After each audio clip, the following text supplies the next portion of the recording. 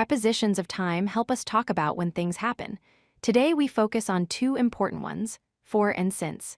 These words tell us about time in different ways. For shows how long something lasts. Since shows when something started and continues until now. For plus, a period of time tells us the duration from start to end of a period. Since plus, a starting point tells us from that moment in the past until now. For example, for 3 years means the whole length of 3 years. Since 2020 means from 2020 until today. They studied for 2 hours every day. This shows the length of study time. He worked at that bank for 5 years. This shows how long he worked there. She has lived in Paris since 2018. This shows when she started living there. I have been waiting since 8 a.m. This shows when the waiting began. Practice choosing between for and since. I have known him blank 5 years. Think, is this a period of time or a starting point? She has been in the library blank 2 o'clock. They have studied blank a long time. He has been feeling ill blank Monday. Pause and think about each one. Here are the correct answers.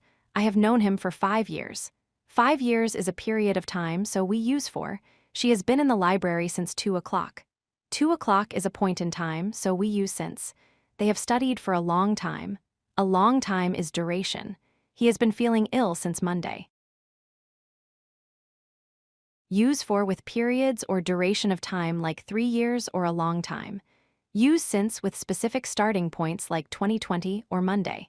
For describes how long something has lasted. Since shows exactly when it began.